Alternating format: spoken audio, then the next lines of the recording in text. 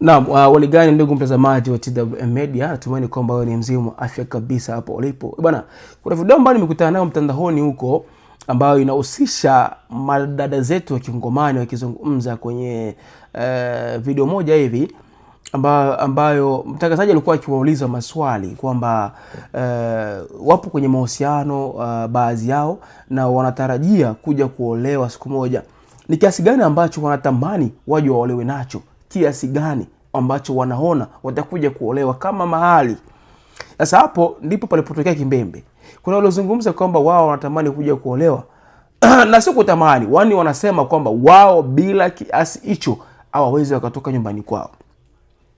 Kuna waliozungumza kwamba wao bila $80,000 hawatatoka nyumbani kwao. Kuna waliozungumza kwamba bila $70,000 hawatoki nyumbani kwao. Kuna waliozungumza bila $90,000 hawaondoki nyumbani kwao.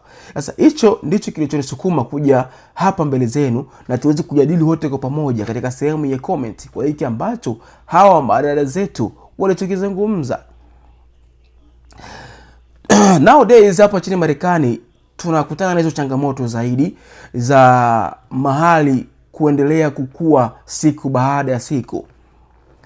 Sasa hivi kuoesha kwa zaidi ya $35,000 ni kama kawaida hapa nchini Marekani. Hatuoni kwamba ni kazi ngumu sana. Sasa hivi ni kama kawaida kabisa.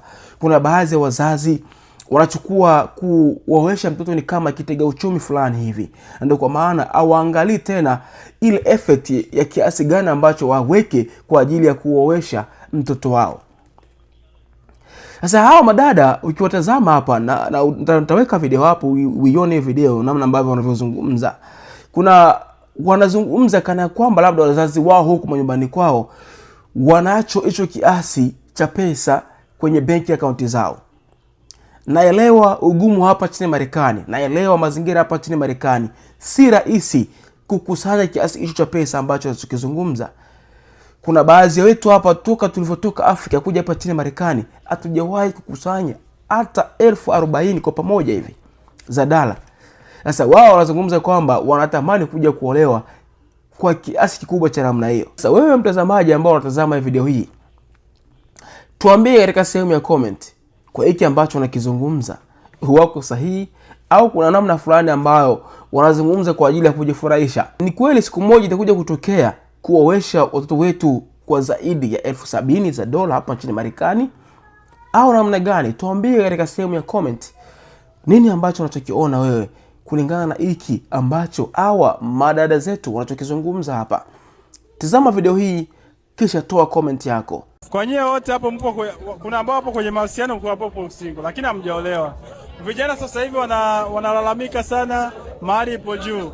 Kwa kila mtu ajiangalie sasa hivi. Mimi kwa gisi ulivyo, sema kabisa, mimi mwanaume akija kukuoa unahisi bei gani inatakiwa itoke?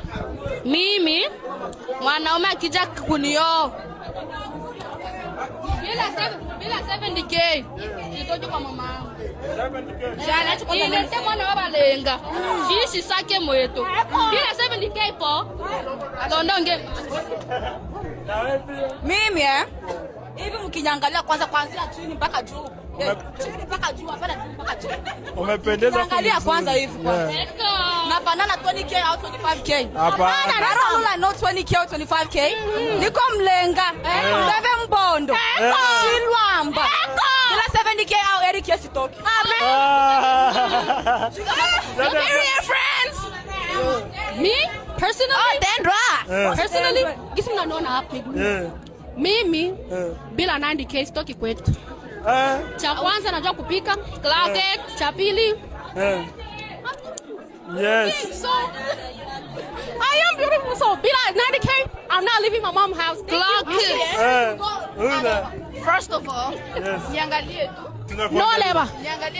Jisuse. Cha kwanza jina langu ni Charmante.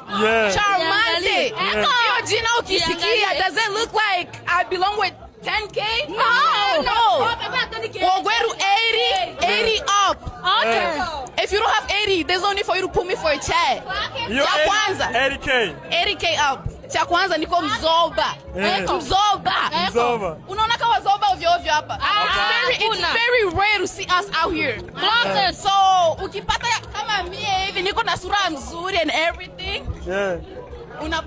Unapata diamond. Diamond. Feathers.